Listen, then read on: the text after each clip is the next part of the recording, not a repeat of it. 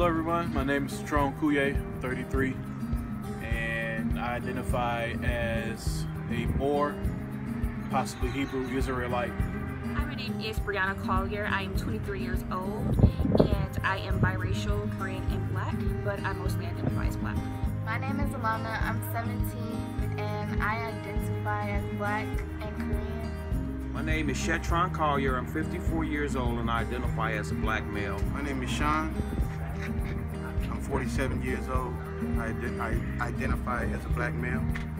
As a veteran of the military, I traveled around the world, so I was in situations where a typical person probably would not have the chance to have interracial relationships. My experiences during those period of relationships was, the takeaway for me was extremely beneficial. Dating outside your race allows you to get culture. You have to have cultural, I guess you say, sympathy. I have dated outside of my race, I guess you could say. I did date someone else who was biracial. He was German and Haitian, and he considered himself to be biracial. So in that sense, yes, I haven't dated someone who was ethnically just one race other than Black.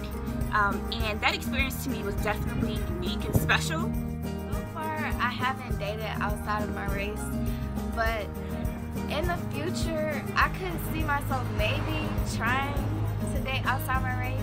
I don't think, like, I'm not against it or anything like that, but I know, like, a lot of, like, challenges come with dating outside of your race. So coming together with two separate cultures can sometimes be hard, but I think it will be a learning experience. That experience, I think I learned a lot about other cultures.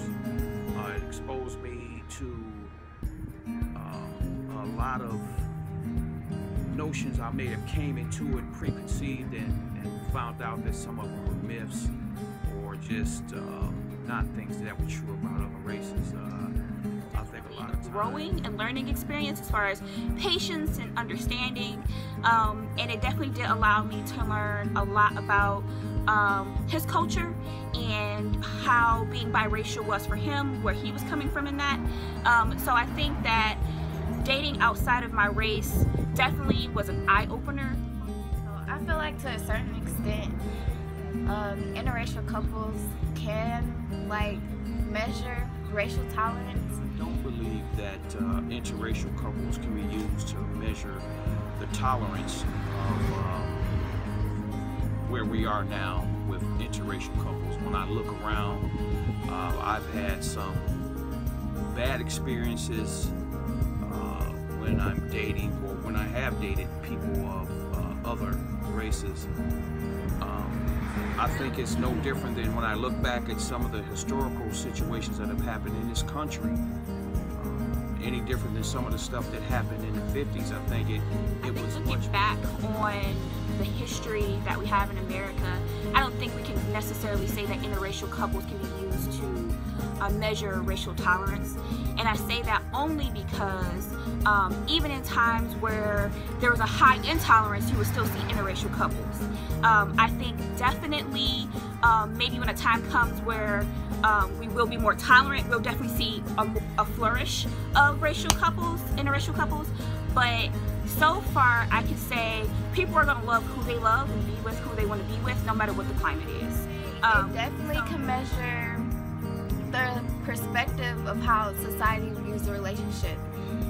So, like, I think people that are involved in interracial couples face different challenges than people of same race. I've had that experience myself in that a lot of times,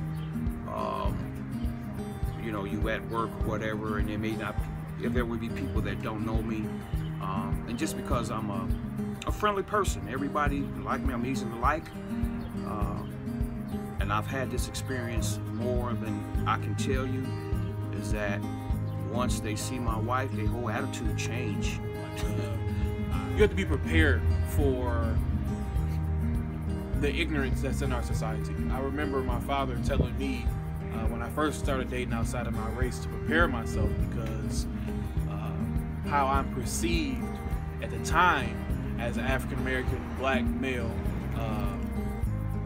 it can hamper, or you can wind up losing in your niche, your circle of friends, family support, and everything. We have to have some awkward conversations, in that you may feel the need to explain things like your lived experiences dealing with racism or any type of bias that maybe your partner, if they are part of the majority, will not have never experienced. People's perception of you may cause issues as well. So you may have people who are not for interracial couples. You may get looks where you're out in public, or people saying things to you. It could even come from your own family if they may have some preconceived notions about that person's race, whether they be black or white on both ends. My children identify as black people or African Americans, and I believe they identify as that because that's pretty much the culture that they were raised in, mostly around my family. I think most individuals of mixed race typically will take on whatever race, or believe to be that they're the race, whichever culture they're raised in. If I were to have kids, what they would identify racially as would probably depend on what the race of their father is as well.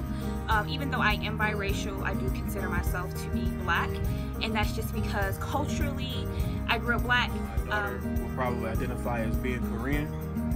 Her experiences currently are overseas in Korea, so she's in that area and that demographic where the majority of people there are Korean. Nobody's bloodline is secure, so I would say people should be more accepting about it's not your love life. People are gonna love whoever they want to love. Interracial couples can overcome given barriers if their hearts are not set on material things.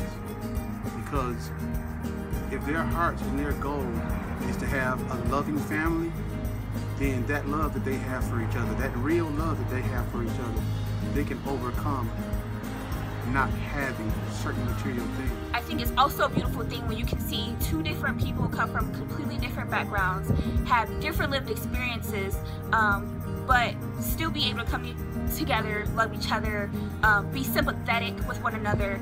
And I think that's all that we can really hope for the future.